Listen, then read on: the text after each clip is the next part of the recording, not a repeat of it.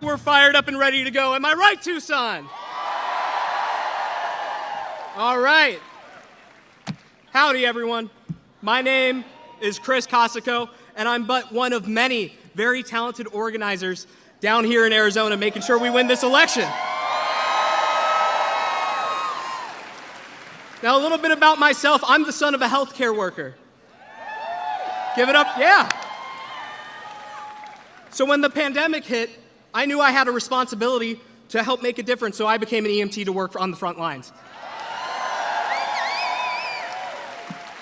Now this year I had a different calling.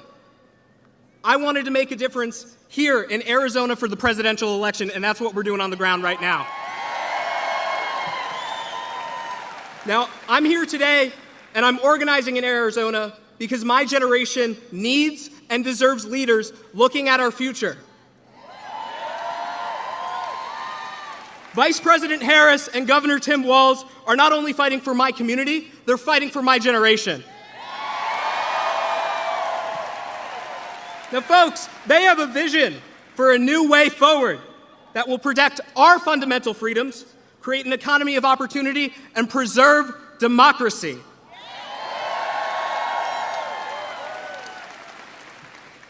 We already know that the vice president has been fighting for people like you and I. Meanwhile, though, Donald Trump would be, Donald Trump would be a disaster not only for students, not only for young people, but all Arizonans who care about the future. Listen to this, listen to this. His Project 2025 agenda includes plans to ban abortion nationwide. We can't have that. He wants to gut Social Security and Medicare. We can't have that. And economists agree his plans would cost Arizona families $4,000 a year. We cannot have that.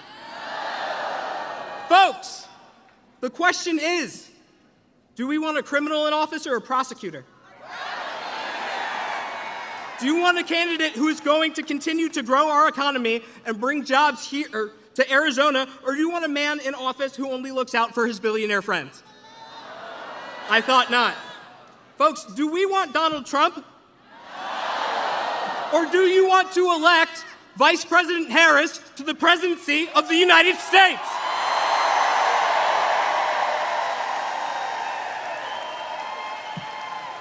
So if you want to send the vice president, and if you want to send Governor Walz to the White House, then we need your help.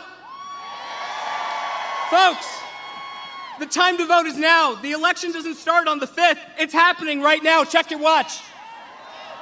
You can vote early in person at any voting location in the county. And if you plan on voting in person, y'all, bring your ID. Don't forget it.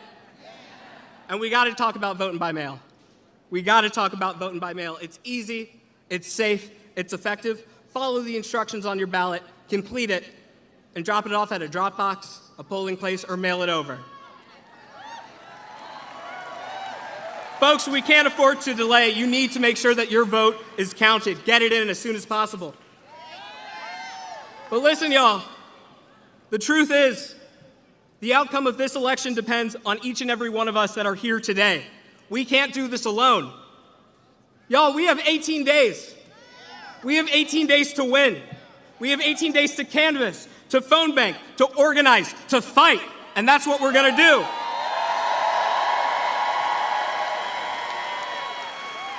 And friends, it's not just about the top of the ticket.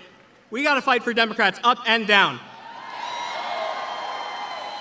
Y'all, that includes folks like Kirsten Engel, who we just heard from. And that includes sending Ruben Gallego to the Senate. Ruben's going to fight for us. He's a Marine. I've had the pleasure of knowing a few Marines in my life, and boy, they are fighters. And he's worked his whole life and has what it takes to lead in the Senate. But here's the good news, y'all. You don't just have to take my word for it. It is my distinct honor to welcome our next senator to the stage, Ruben Gallego.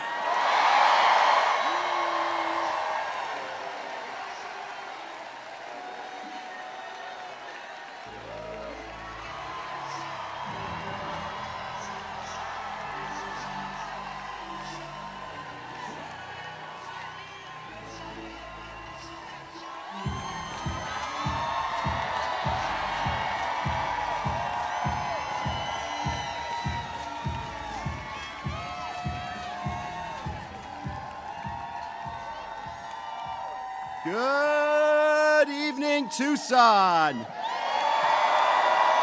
Thank you for being here. It is good to be here with so many friends, longtime friends and supporters, and good Americans. For those of you that don't know me, my name is Ruben Gallego.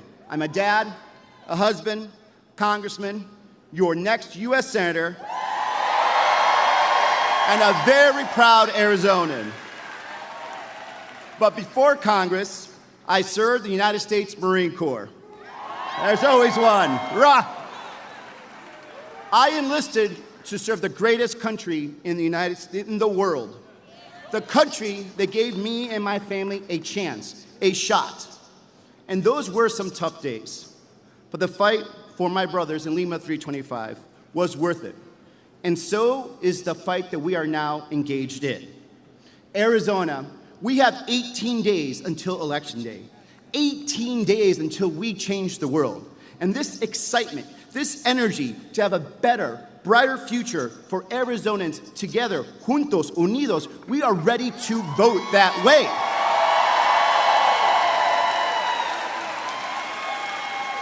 And I know some Arizonans are already voting. My wife, Cindy, and I just dropped off our ballot 2 days ago. And guess who we voted for? Our next president, Kamala Harris, and Vice President Walz.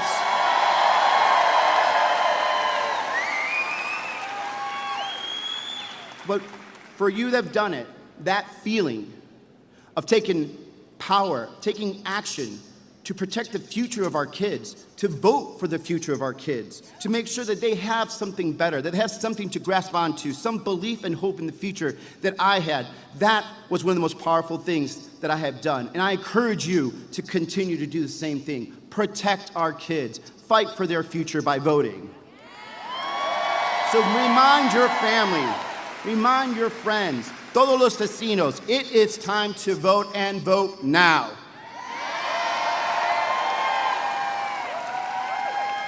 There is a lot at stake in this election. Cutting costs for our families, protecting abortion rights, and defending our democracy. All of that and more is on the ballot this year. Since launching our campaign, I spent the last 22 months, yes, 22 months, crisscrossing Arizona, with the first campaign stop here in Tucson. I've spoken with Arizonans everywhere, the farmer in Yuma, the sheriff in Parker, the mom in Mesa, the teacher in Maryville, the student in the Navajo Nation, the abuelita here in Tucson. And here's the thing, we have so much in common. We want to build a better Arizona for our families and our communities. And that's what this election is about. Kari Lake will give us none of that. She will do anything. She will say anything. She will do anything to gain power and hurt Arizonans in the process. She will ban abortion rights and not even look back.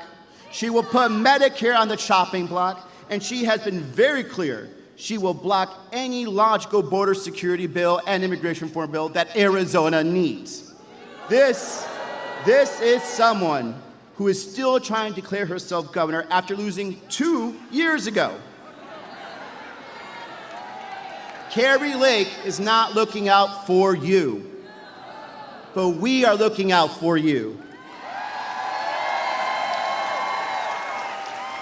And I will make sure that your abortion rights are protected. You have a right and a future in this country. Because first and foremost, I am a Marine, and we never back down from a fight. So for my daughter, Isla, who deserves the same rights that her grandmother had, let's fight. For my mom, who worked so hard to put food on the table, keep us in the same shelter for 4 years, and send us all to college, let's fight for her. For my son, Michael, who deserves the brightest future I can give him, let's fight. In the Marines, we always said, if you fail to plan, you're planning to fail. So, please, make a plan to vote. Mail back your ballot or drop it off in person. Make sure your voice is heard. And together, we can defeat Kari Lake. Defeat Donald Trump. Fight for a better future for Arizona and for our families. Let's go win this, Arizona. Muchas gracias. And with that, I am truly honored to introduce a man that requires no introduction. My friend, a fighter for families, one of the most dedicated public servants our country has known, the 44th President of the United States, Barack Obama.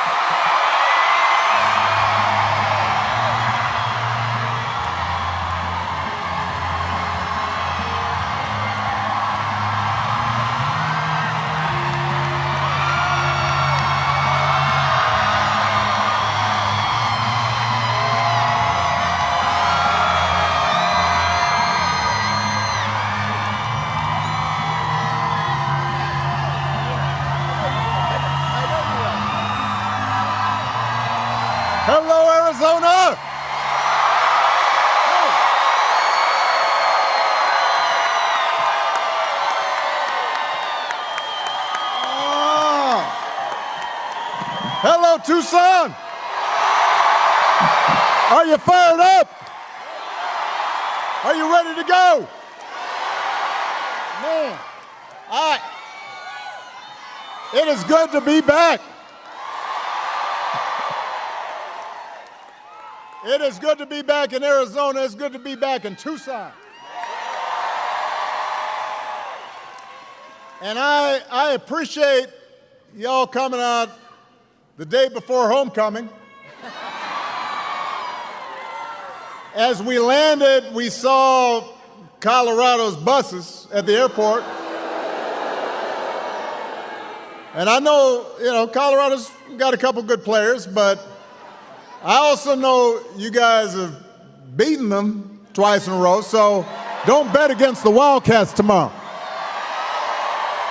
Come on. I love you back. But I am not here just to talk about football. I am here to ask you to vote for my friend and your outstanding Congressman, Raul Grijalva, for your next member of Congress from the 6th District, Kirsten Engel, for your outstanding next United States Senator, Ruben Gallego, and for the next President of the United States, Kamala Harris.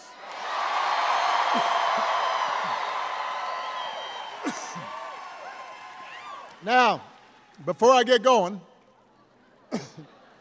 you guys have to forgive me, because let's face it, I'm a little out of practice. So I got a little something in my throat,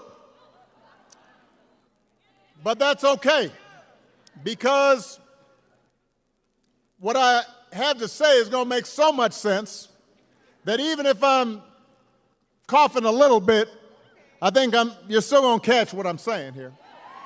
Because here in Arizona, voting has already started. You can vote early or return your mail ballot today. There's no reason to delay. What you waiting for? And of course, you can vote at your polling place on Election Day, November 5th. Si se puede, just remember to bring your photo ID.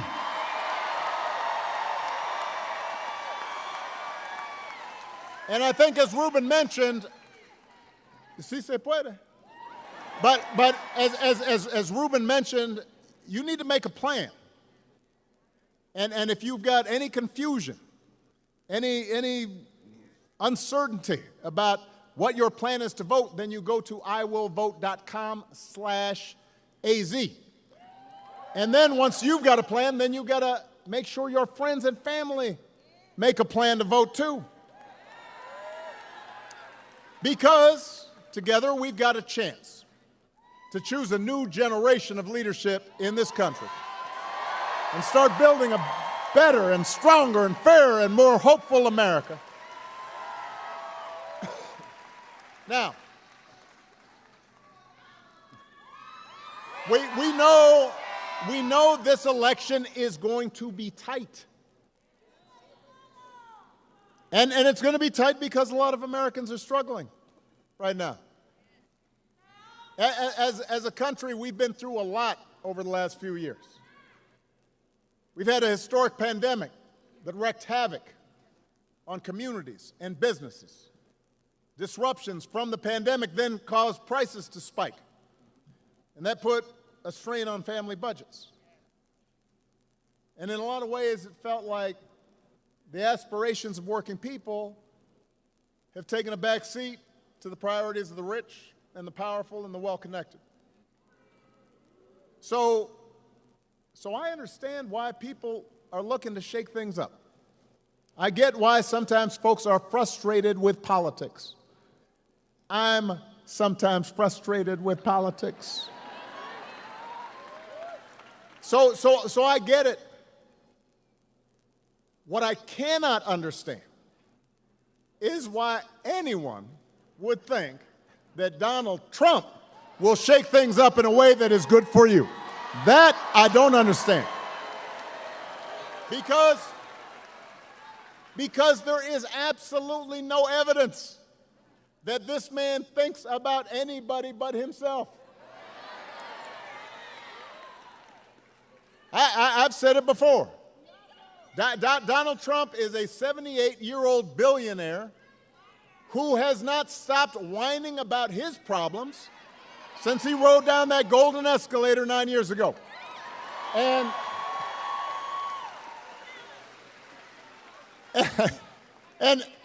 when he's not complaining, he's trying to sell you stuff.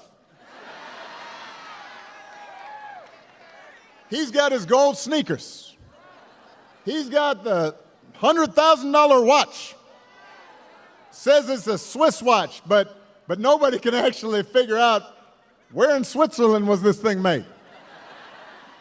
He's got, this is my favorite. He's got the Trump Bible. Wants you to buy the Word of God, Donald Trump edition.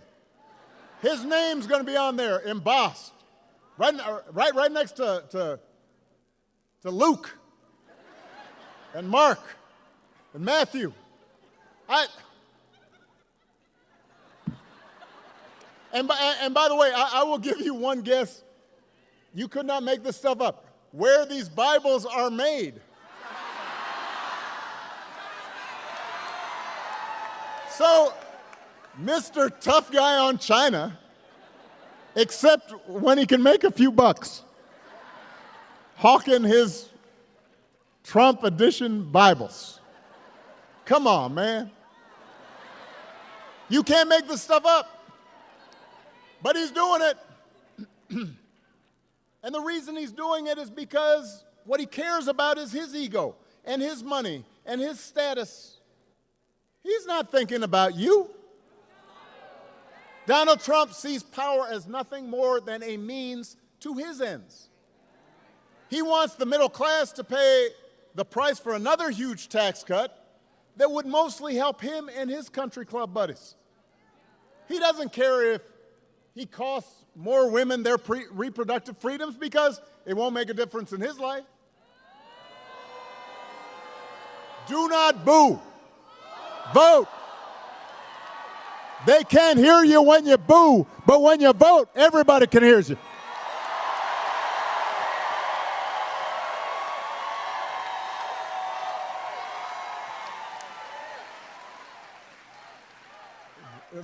Vote.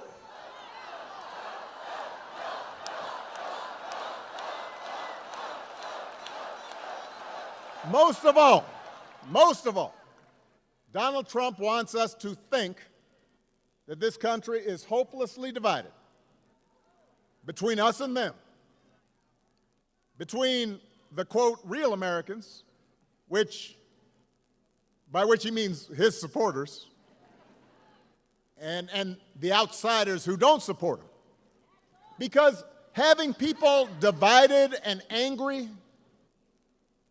and aggrieved and resentful, he figures that boosts his chances to get elected. Now, so those are his intentions.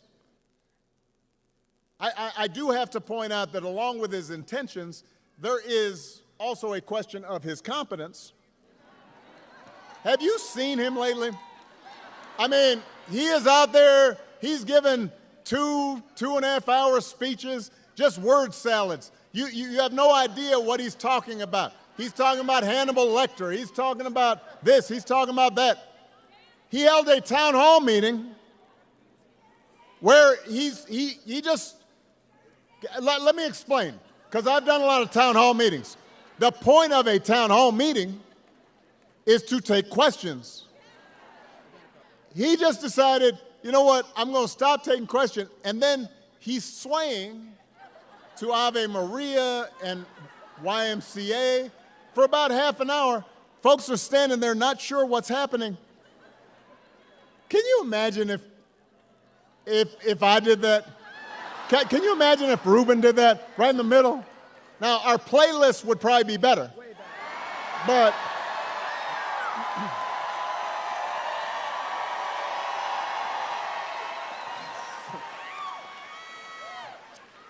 he called himself the father of IVF. I do not know what that means. You do not either. He said January 6th was a day of love. Do not boo, vote. It made January 6th sound like it was Woodstock. You would be worried if your grandpa was acting like this. No, I'm not joking. You would, right? You'd call up your cousins and you say, "Have you noticed?"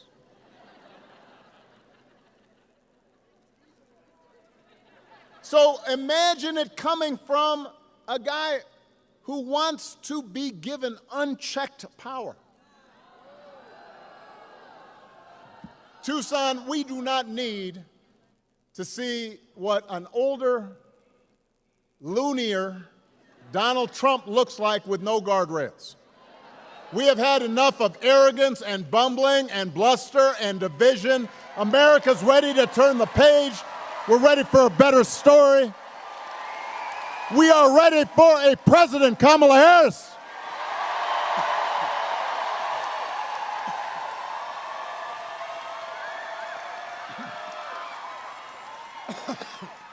I warned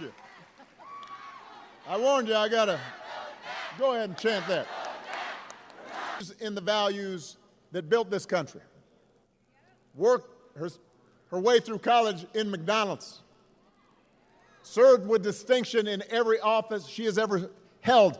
Who is as prepared for the job as any nominee for president has ever been. That's who Kamala is.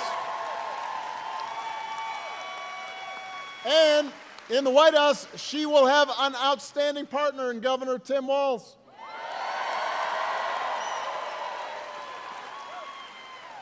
Love that dude.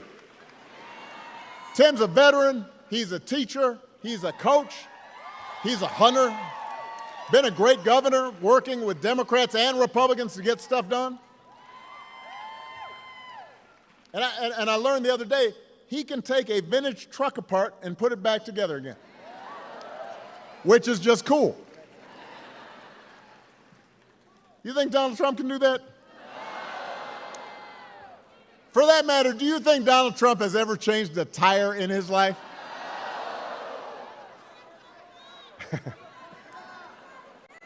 Yeah, you know, he's like having Jeeves change his tire.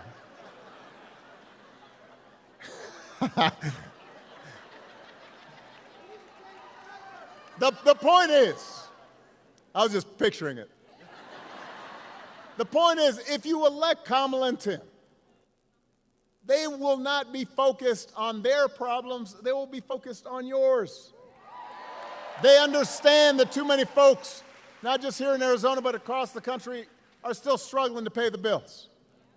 Even though wages are steadily growing, even though inflation's finally slowing, the price of everything, from healthcare to housing to groceries, it's still too high, and it hurts. So the question is not whether or not we need to do some things different. The question is, who's really going to do something about it? So what we need to do is to evaluate the plans of the respective candidates. Donald Trump's plan is to give another massive tax cut to billionaires and big corporations. Now, do not boo. Vote. I am going to break you of this habit. Now, some people, because, you know, I'm having conversations around the country with folks as I go campaigning, and I'll hear some people say, you know, well, I remember the economy when those first 2 years with Trump, They were pretty good. And I say, yeah, it was good. Because it was my economy that I gave to him.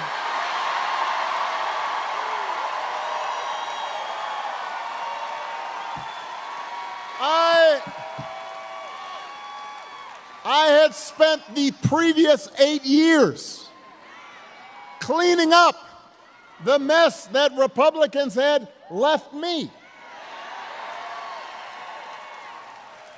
So when I handed over the economy to Donald Trump, we had had 75 straight months of job growth. And I said, here you go. And all he did with it was give a tax cut to people who did not need one. And drove up the deficit in the process. And now he wants to do it again.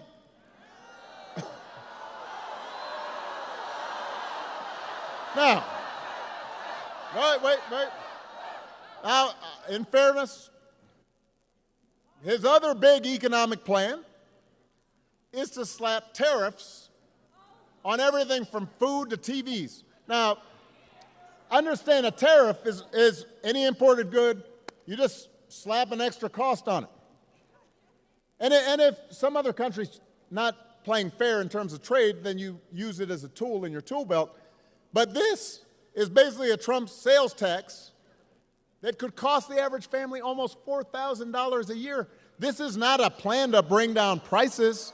If you think prices are high now, Donald Trump's message is you ain't seen nothing yet. When it comes to health care, Donald Trump's got one answer, and that is end Obamacare. Get rid of the Affordable Care Act, even though 45 million people rely on it.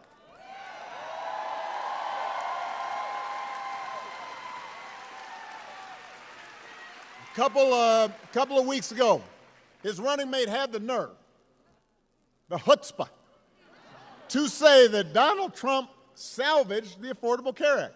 What?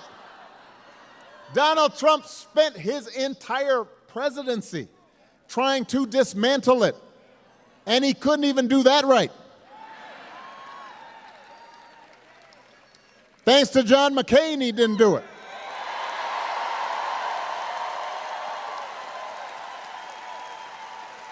And now,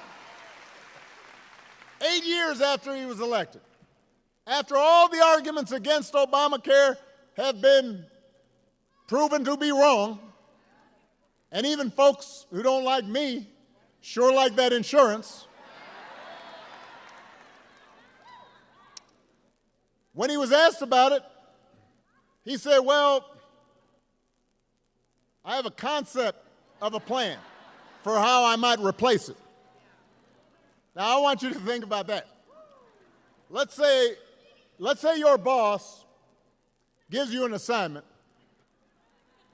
says she needs it by Friday. Friday rolls around, your boss says, so, did you finish that project I asked for? Well, I haven't actually started, but I do have a concept of a plan. Students here at Arizona, you could try it with your professors.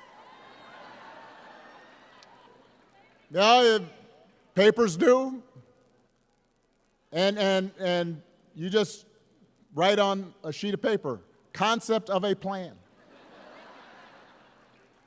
You could try it at home. Honey, did you do the dishes?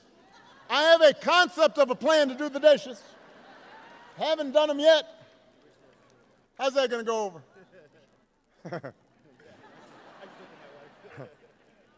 If it wouldn't work for you, why should it work for the President of the United States? But the good news is that Kamala Harris does not have concepts of a plan. She has an actual plan to make your life better.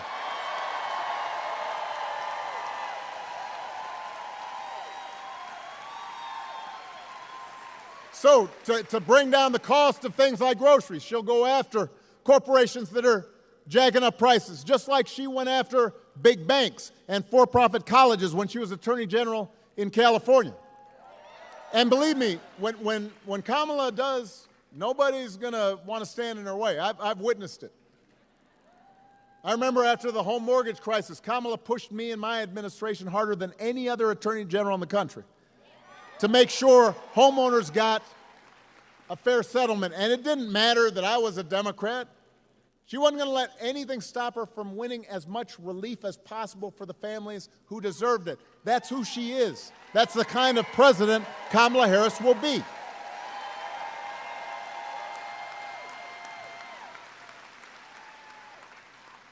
To lower housing costs, Kamala is going to cut red tape and work with state and local governments, as well as the private sector, to build 3 million new homes. Concrete plans. She'll give first-time home buyers up to $25,000 to help them with a down payment. Concrete plans. To lower health care costs. Kamala already worked with Joe Biden to take on the drug companies, bring down the cost of insulin, hearing aids, more than 50 prescription drugs. Rubin worked on that. He knows about it. And as president, Kamala will never stop working to limit out-of-pocket costs and protect your care. Concrete plans. That's who Kamala is.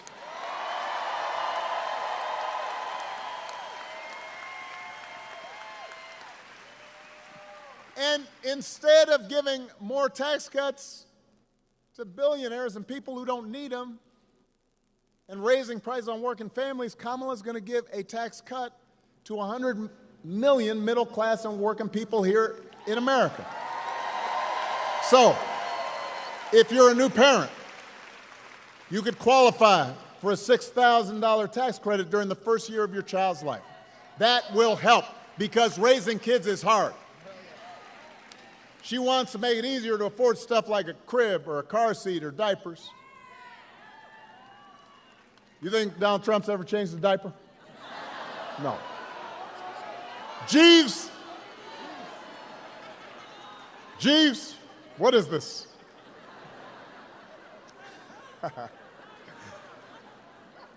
If you're starting a small business, Kamala Harris will give you a $50,000 tax credit to help you get it off the ground. She believes in entrepreneurship. That's who Kamala is. That's what she stands for. Not concepts of a plan, actual plans. Now, if you challenge Trump or J.D. Vance on these quote-unquote concepts, they'll fall back on one final answer. This is their go-to. After everything else makes no sense, they'll go, and it doesn't matter what the issue is, housing, health care, education, paying the bills, he'll blame immigrants. He wants you to believe that if you let him round up whoever he wants and ship them out, all your problems will be solved. Now, wait, hold on a second, because this is a serious piece of business. Arizona is a border state. You know there are real issues at the border. We can't pretend there are not. We are a nation of laws, and we are a nation of immigrants. We were built on immigrants looking for a better life. We also have to make sure that the system works the way it was supposed to, right? So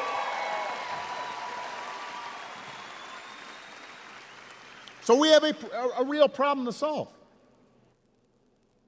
But remember, Donald Trump was president for 4 years. He likes to talk about Kamala being vice president 4 years. We remember you being president, buddy, for 4 years.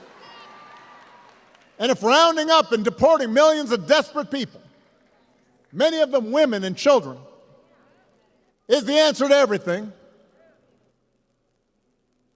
looks like we might need an EMT right in front here. Everybody bend your knees real quick, because sometimes when you stand too long, you get a little faint. She'll be all right. Just got to make sure, and drink something if you got it, all right? Good job, EMTs.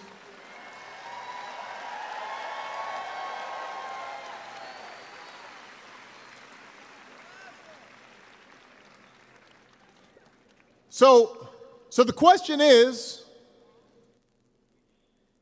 Why didn't he actually solve the problem when he was in power? Why was the number of undocumented immigrants basically the same when he left office as when he took office? I'll tell you why. Because he didn't have a real plan, and he still doesn't. What he had is talking points. What he had is a concept of a plan. And by the way, it was a mean and ugly concept.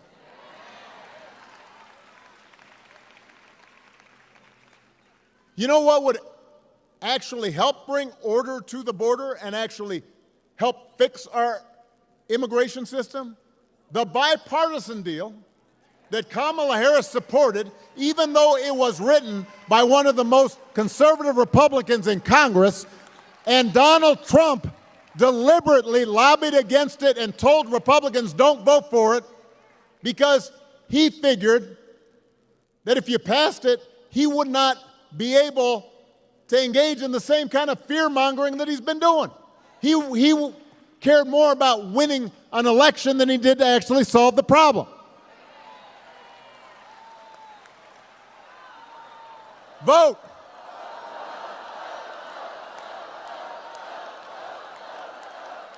We do not need a president who's willing to make problems worse to make his politics better. We need a president who actually cares about solving problems, making your life better. That's what Kamala Harris will do. And that's why you got to vote. And to help her do it, she needs a Senate full of public servants like Ruben Gallego.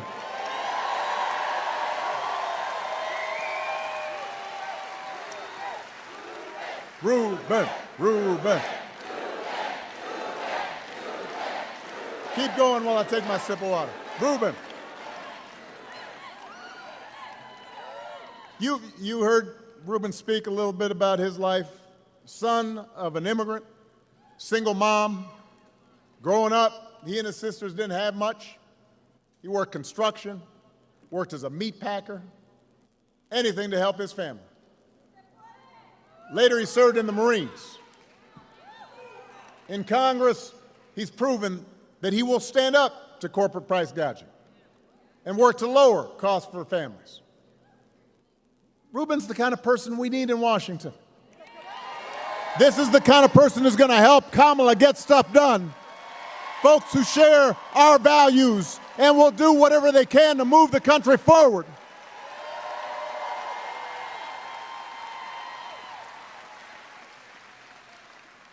And him teaming up with Mark Kelly, man, that's a powerful 1-2 punch right there.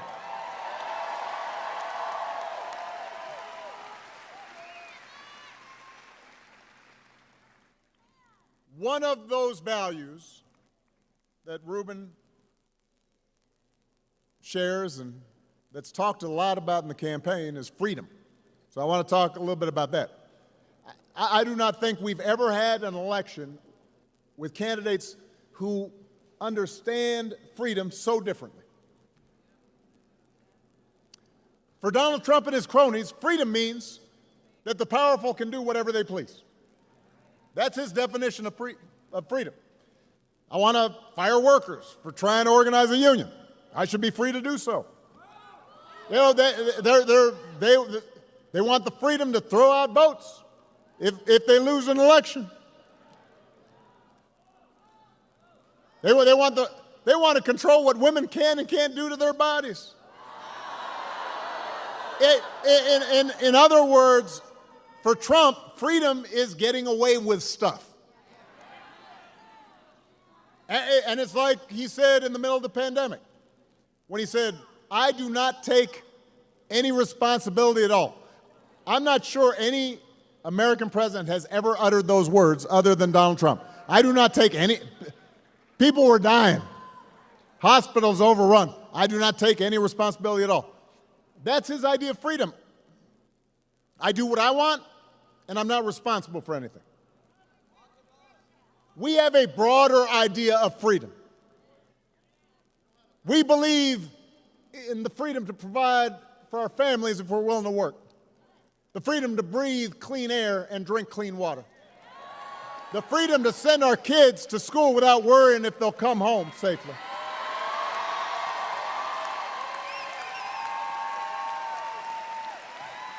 We believe that true freedom gives each of us the right to make decisions about our own lives, how we worship, who we marry, what our family looks like. And we also believe that freedom requires us to recognize that other people have the freedom to make different choices. And it doesn't make them bad people. It doesn't make them evil people.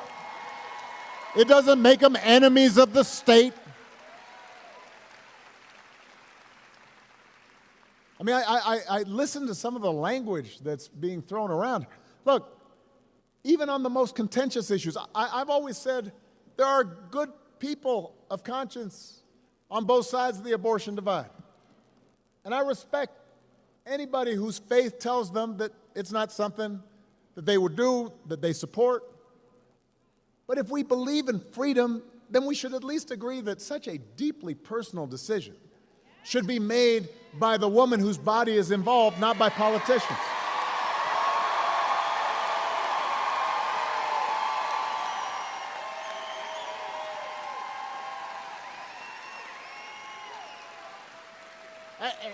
And it's been fascinating to watch Donald Trump just try to tie himself into a pretzel on this issue, because he sees that what his party has been doing is unpopular. And so when he ran for president the first time, he said he would support punishing women who got an abortion. Punishing women. Then a couple weeks ago, he tells women he'll be their, quote, protector. Ruben Gallego to the Senate. He'll vote to restore the reproductive freedom that women had for nearly 50 years. And if Congress passes that bill, Kamala Harris will sign it into law.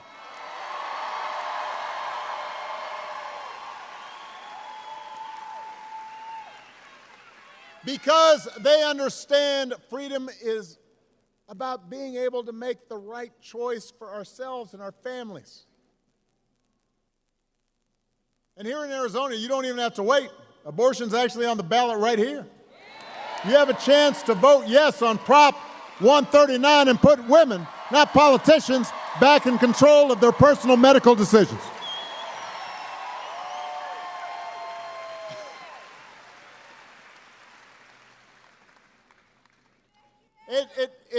It's an example of how, at the end of the day,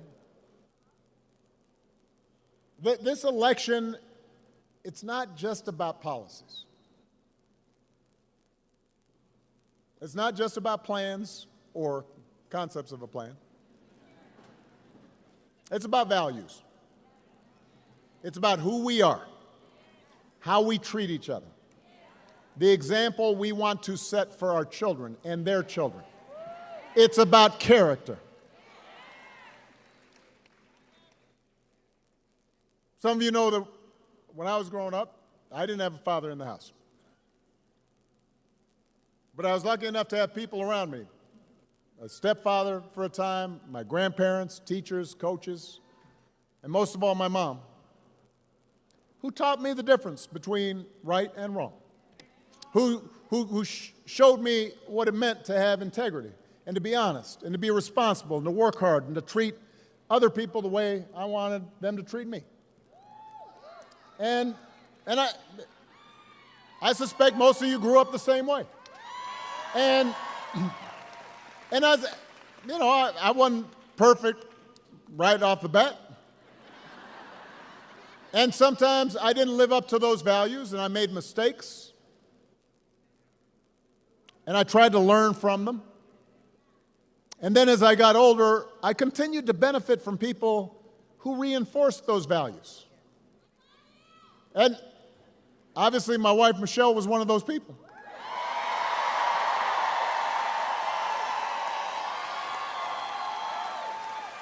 She's still trying to make me a little bit better.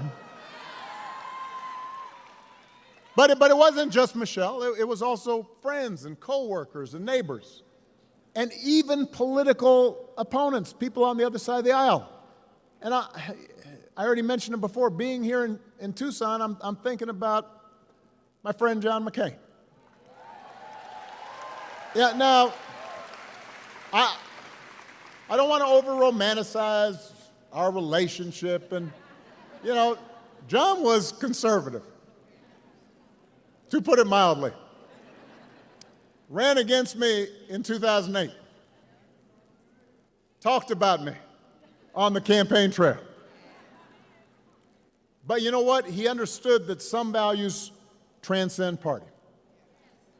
He believed in honest argument and hearing the views of other people. He didn't demonize his political opponents. You remember the time at the end of the campaign when a woman at one of his rallies said, "Oh, Obama, you can't vote for that Arab. He's not even a citizen." And she started going on a rant, and he said, ma'am, hold on a second. I have a lot of disagreements with Senator Obama, but I serve with him. He's a good man. He's an honorable man. He's a patriotic American. Shut it down. He knew that if we get in the habit of bending the truth to suit political expediency or party orthodoxy, our democracy can't work. The man had character. People like Gabby Giffords and Mark Kelly have character.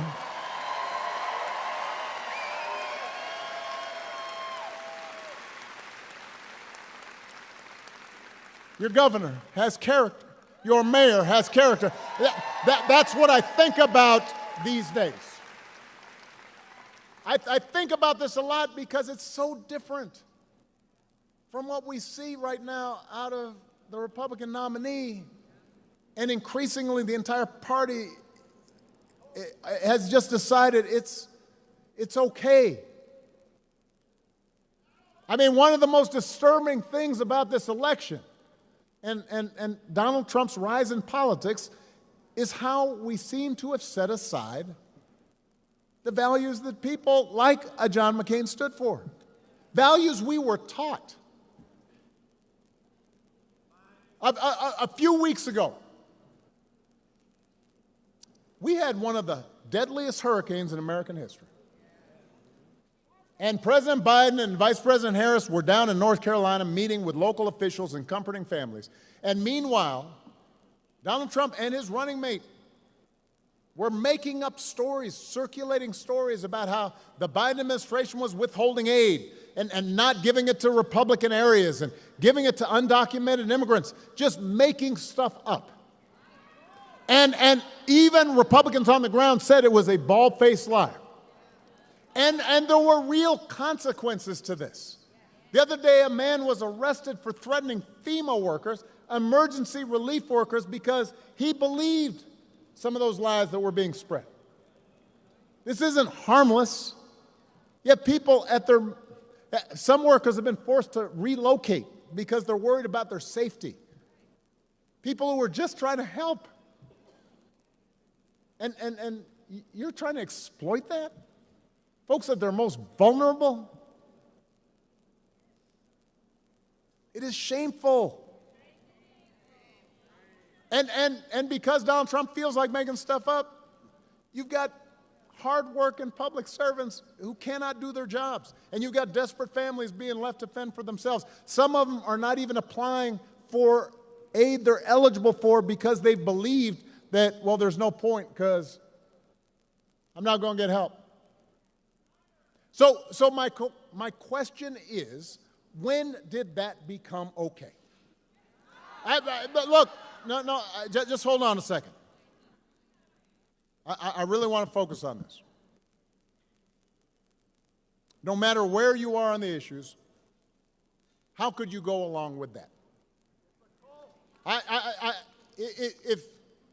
If your coworkers acted like that, they wouldn't be your coworkers for very long.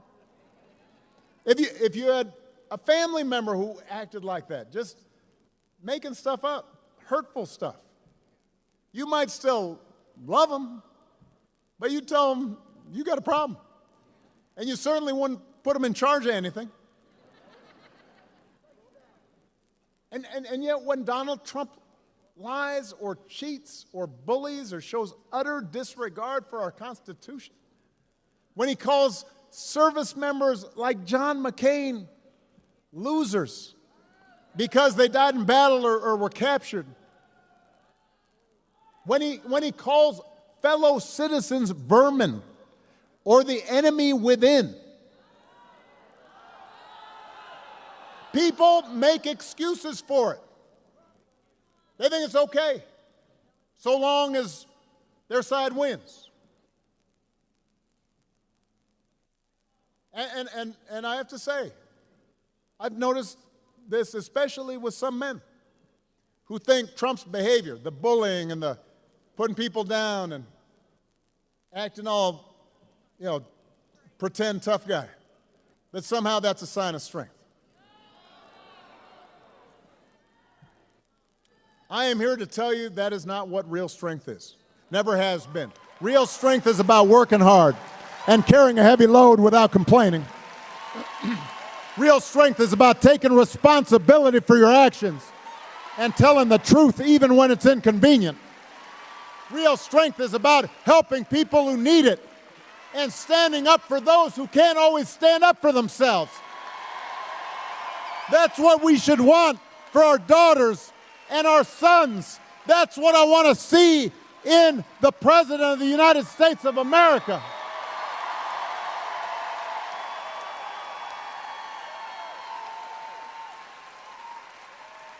And the good news is that you have a candidate. You have candidates to vote for in this election who demonstrate character, who know what real strength looks like, who will set a good example and will do the right thing and leave this country better than they found it. And that is the choice in this election.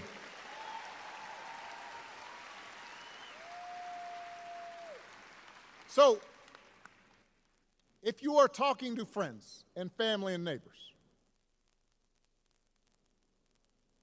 and it's hard to have political conversations right now. Sometimes families are getting divided. It's getting so intense. Friendships are broken off because of it. It shouldn't be that way. But Ruben and I were talking to a remarkable group of men right before we came out, and we were talking about this, and somebody said, man, I'm just so tired of everybody being divided and mean and nasty. And I said, well, we don't have to be that way. We can make arguments while still saying, I love you and I'm going to listen to you. But you need to have those conversations, though.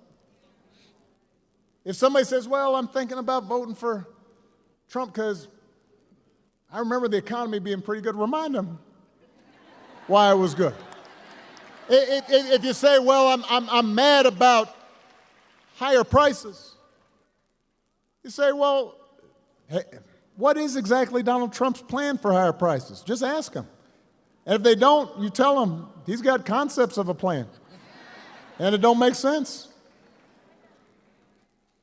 If they're concerned about issues like immigration, ask them, well, what do you think he's going to do?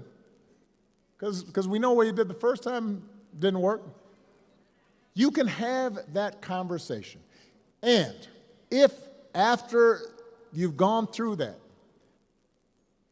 and the folks who are unconvinced say, yeah, I don't know, I still like him, then I think you have to then say, yeah, but what about character? What about values? Because that matters. It's not just policies are on the ballot. Don't vote for somebody who does not respect you. Don't vote for somebody who makes fun of people because they're not like them.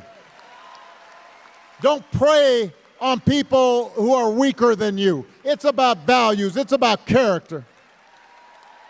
So whether this election is making you feel excited or scared or hopeful or frustrated or anything in between, do not sit back and hope for the best. Get off your couch and what? Put down your vote and do what? Vote for Kamala Harris as the next president of the United States. Vote for Tim Walz as the next vice president of the United States. Vote for Ruben Gallego and this whole incredible Arizona Democratic ticket.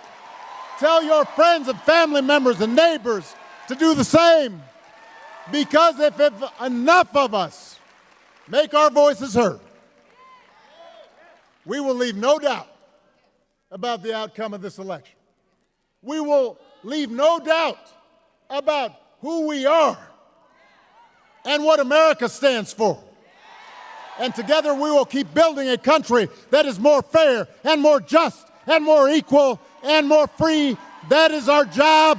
That's our responsibility. Tucson, let's go do it. Thank you. I love you. Bye-bye.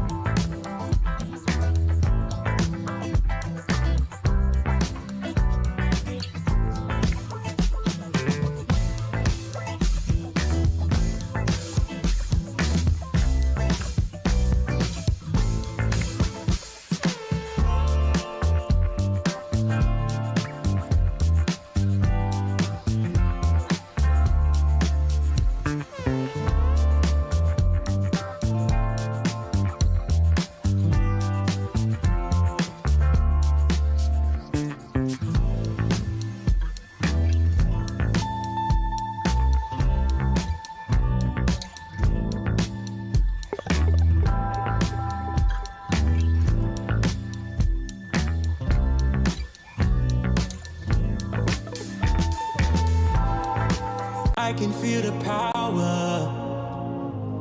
I can feel the power. Oh, I can feel the power.